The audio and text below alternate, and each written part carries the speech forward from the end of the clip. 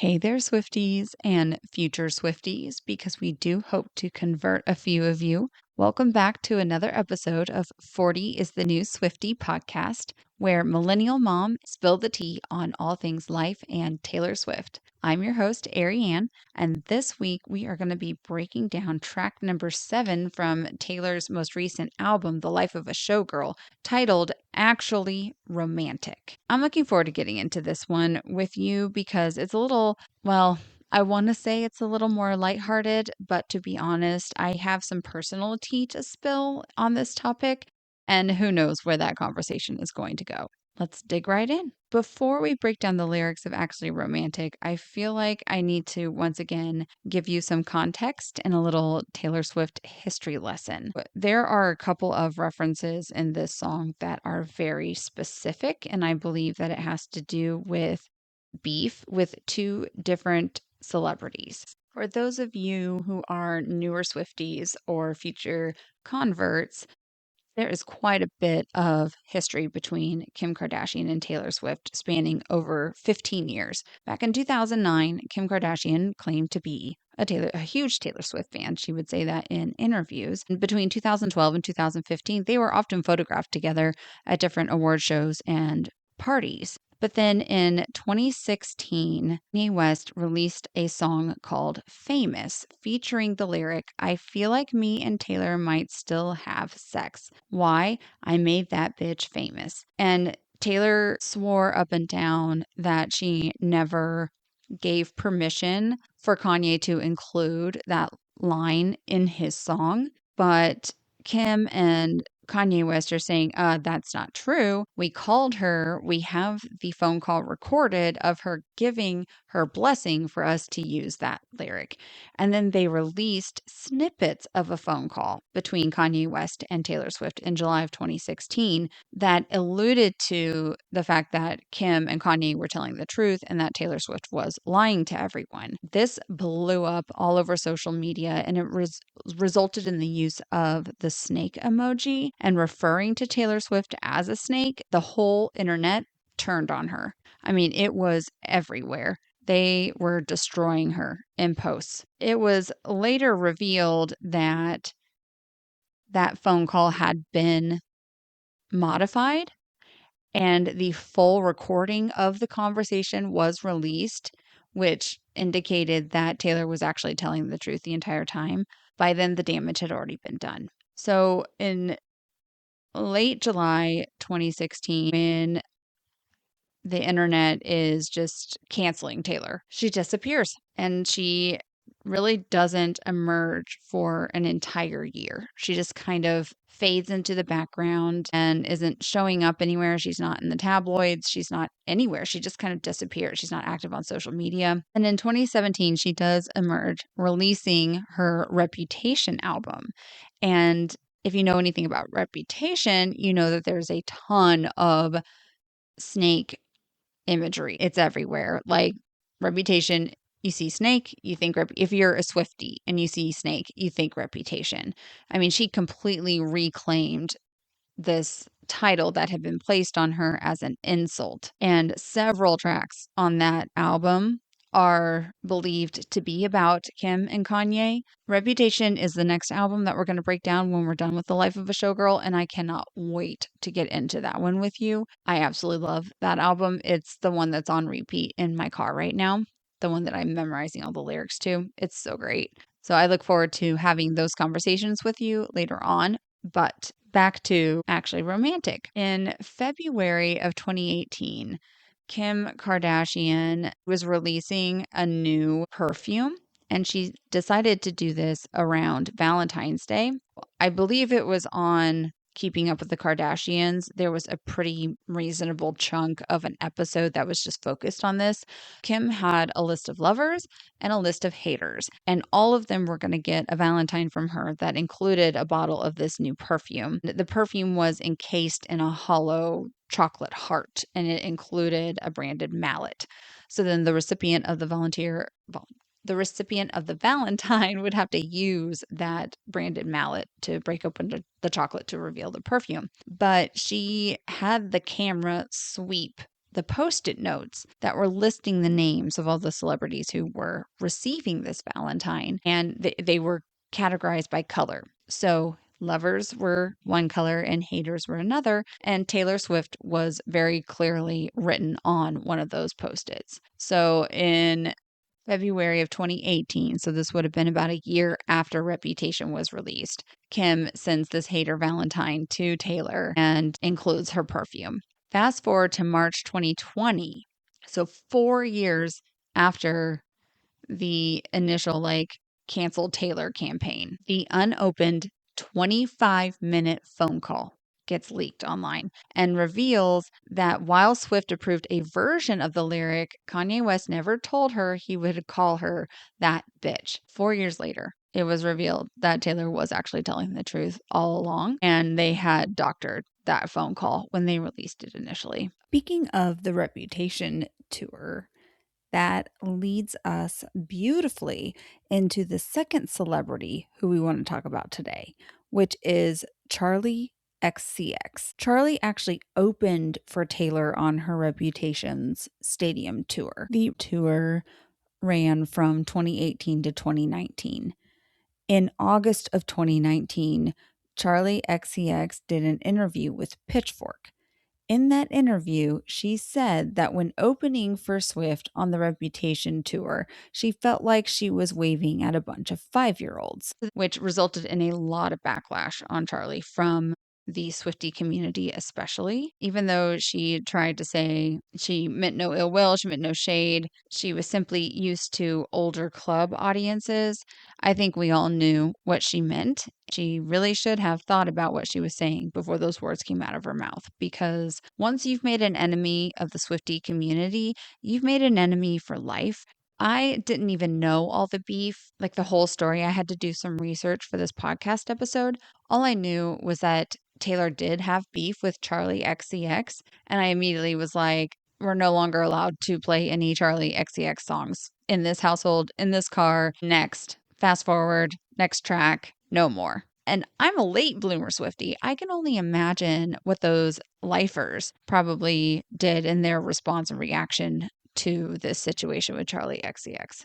So then in early 2022, Charlie began dating George Daniel, the drummer for the band 1975. Fast forward to May 2023, and Taylor Swift was briefly linked to Maddie Healy. This is during the Eras tour. It was rumored that for a short period of time, Taylor Swift was dating Maddie Healy, who was the frontman of the 1975, which put both of these women in the same social scenes and situations quite a bit. So in June of 2024, which is a year later, Charlie released her album Brat, which featured the song Sympathy as a Knife. Swifties speculate that the lyrics that say, quote unquote, a girl who taps my insecurities and not wanting to see her backstage at my boyfriend's show, were referring to Taylor Swift. Later that month, Taylor releases several UK exclusive variants of the Tortured Poets Department during Brat's release week. And if we know anything about Taylor, we know that nothing she does is coincidental. Everything is strategic and intentional. Fans accuse Taylor Swift of intentionally blocking Charlie from a #1 debut. And you know what? Maybe she did. And maybe next time Charlie XCX needs to try a little harder when she releases an album. Then 2 months later, in August of 2024, in a New York Magazine profile, Charlie states the song is about her own anxiety. Taylor provides a complimentary quote for the piece, praising Charlie's melodic sensibilities. That's just so Taylor. We've talked about that before, and I guarantee it will come up again multiple times. Taylor truly is a mastermind. She learned early on in her career that being straightforward and being transparent to a fault only results in backlash and getting canceled, which ironically is another song on the Life of a Showgirl album, and we will be breaking that down next. Throughout her career, Taylor has learned and mastered the art of being subtle and strategic in any and all interviews. I think this is a prime example of that. She complimented Charlie XCX in an interview instead of acknowledging any of the beef. So then in October 2025, Taylor released her 12th album, The Life of a Showgirl, which is the one that we've been talking about. And the track Actually Romantic is widely viewed as a response, with lyrics mentioning a girl who called her boring Barbie. And there's one other line that specifically kind of references back to Charlie XCX, which I don't want to have any more spoilers. I already gave you one short piece of it. Now that you've got the history of a couple of lines from the song in regards to Charlie XCX, let's talk about Kim Kardashian. Okay. So now that you have a little bit of history about the two celebrities who Swifties believe Actually Romantic is about, along with all of her other haters, obviously, Taylor's burn tracks are the absolute best thing ever. And this is most definitely a burn track, but she does it in a really humorous and fun way. Here we go. Track 7, Actually Romantic, from Taylor Swift's 12th album, The Life of a Showgirl. I heard you call me boring Barbie when the Cokes got you brave. So, I mean, she just like doesn't waste any time. Opening line, I heard you call me boring Barbie when the Cokes got you brave, which we already covered who we think that's about, Charlie XCX.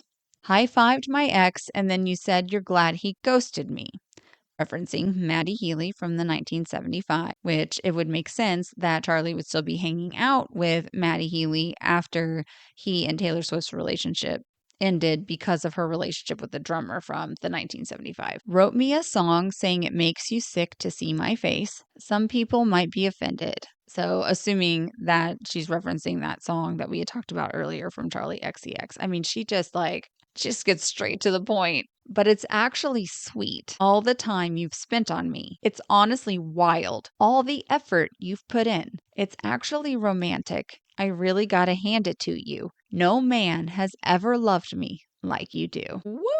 When Taylor was going over the titles of the songs in her New Heights podcast, and she referenced Actually Romantic, I assumed it was going to be about Travis. I really did. I thought that she would talk about how different this relationship was, that relationships in the past that she thought were romantic weren't until she actually experienced romance. So when I heard this song for the first time, I was really confused. I had to go back and listen to it a few times to even understand that she wasn't singing about men. She was singing about women and specifically her female haters. On to the second chorus. Hadn't thought of you in a long time, but you keep sending me funny Valentines. And I know you think it comes off vicious, but it's precious, adorable, like a toy chihuahua barking at me from a tiny purse. That's how much it hurts. Funny Valentines, quite obviously about Kim Kardashian, but the beauty of this too is because the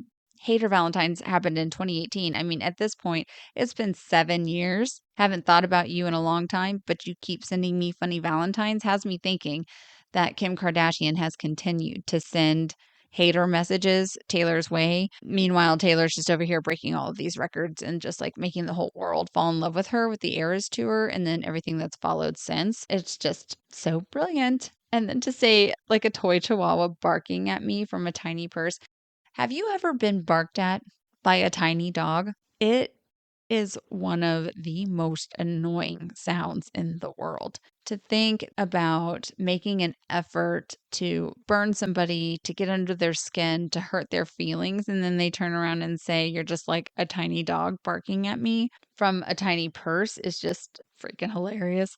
That's how much it hurts. How many times has your boyfriend said, why are we always talking about her? It's actually sweet all the time you've spent on me. It's honestly wild, all the effort you've put in.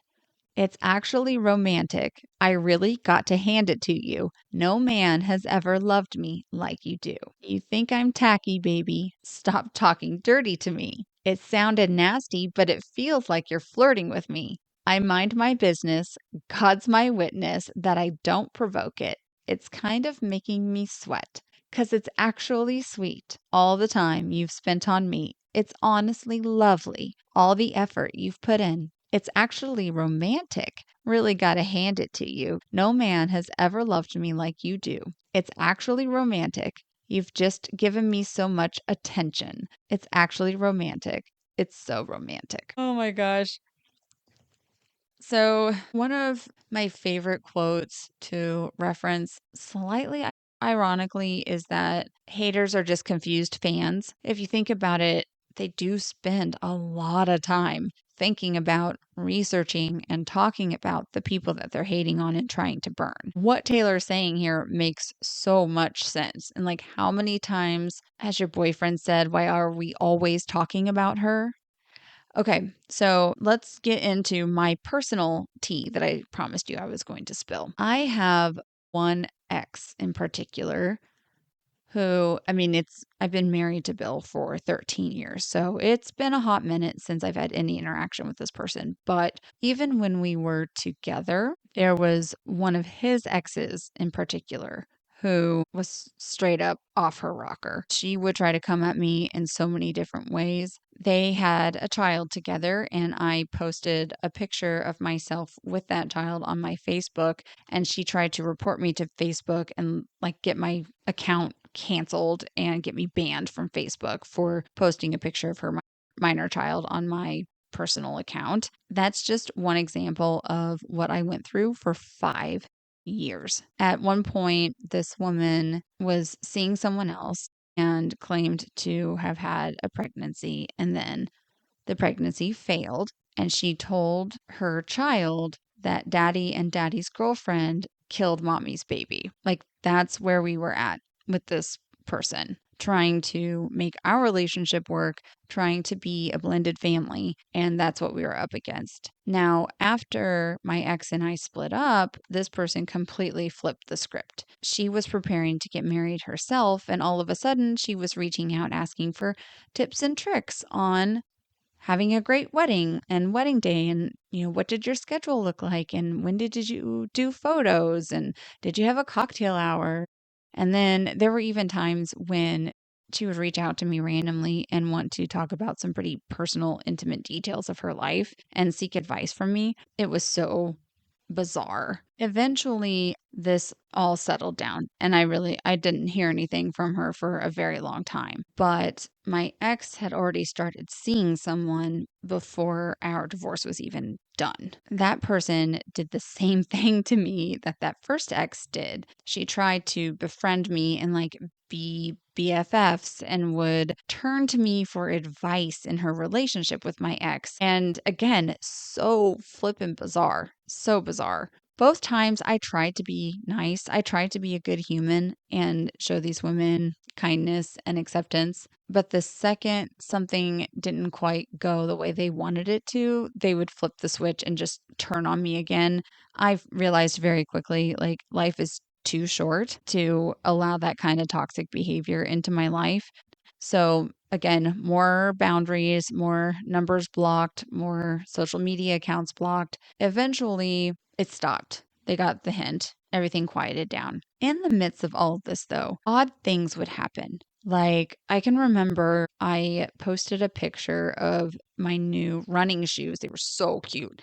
They were made by Brooks, and they had multicolored sprinkles on them, like ice cream sprinkles. And the box was hot pink. And I just thought it was the cutest thing. Bill surprised me with them. So I posted a picture of it on Instagram and told a story about how running had just completely changed my life, how grateful I was for the presence of running in my life and for having such a supportive husband. Less than a week later, I see an almost identical post on the account of the woman who came after me. And okay, yes, I saw it, right? And if I saw it, that means I was looking, because that kind of toxic energy doesn't just leave your life. It doesn't just leave your system. It's a poison. The longer it's around, the longer it takes to get it out. I'll be honest, I was following them on social media, not in a stalkerish kind of way. I just kind of check in every few weeks and see what's up and what's going on in their world. And did they happen to post anything about me? Because that did happen from time to time. So, yes, I was checking on her, and I saw that she had almost an identical post on her account with this big, long,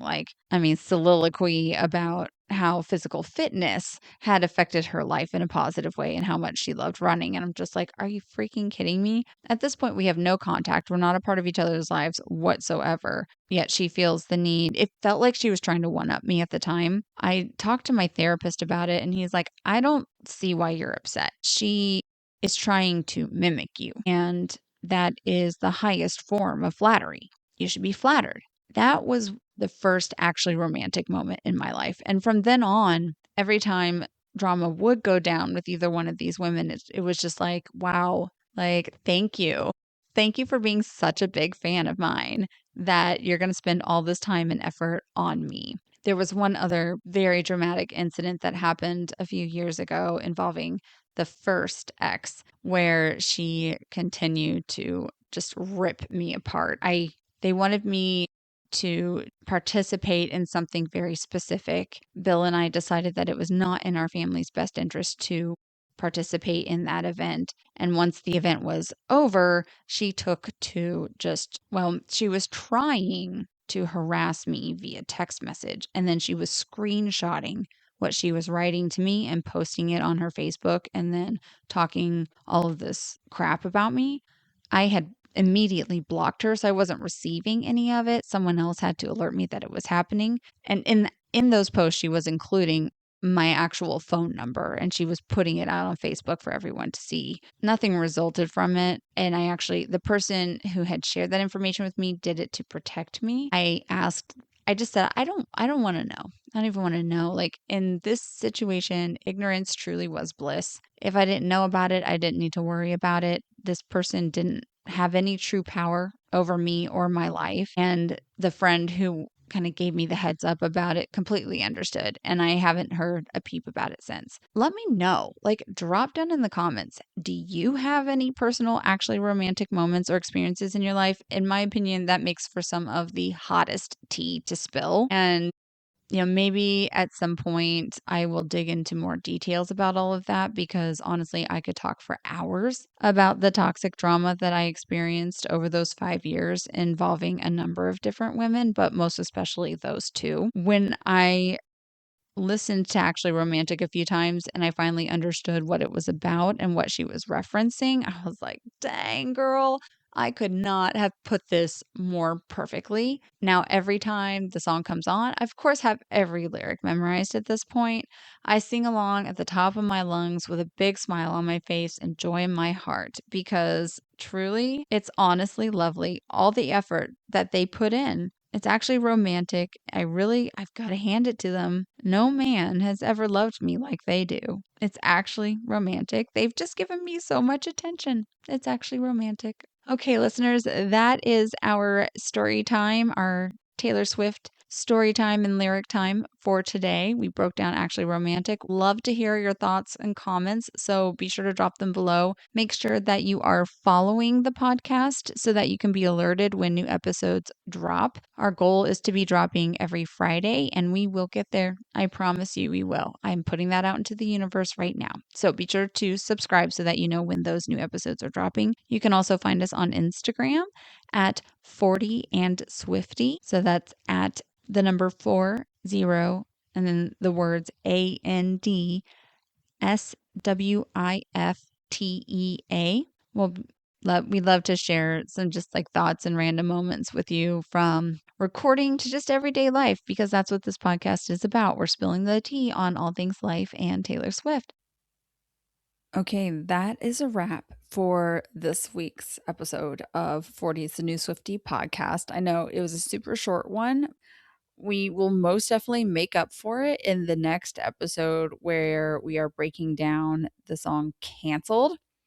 I've got a lot to say about that, and I do finally get to give you an update on Lily and History Day. So be sure to tune in next time because we've got a doozy of an episode. Cannot wait to share it with you. But for now, Swifties, thanks so much for spending this time with me today. I hope that you go into this weekend feeling inspired and that you have something super cool planned because you deserve to enjoy your life and live it to the fullest. I look forward to catching you next time. Bye.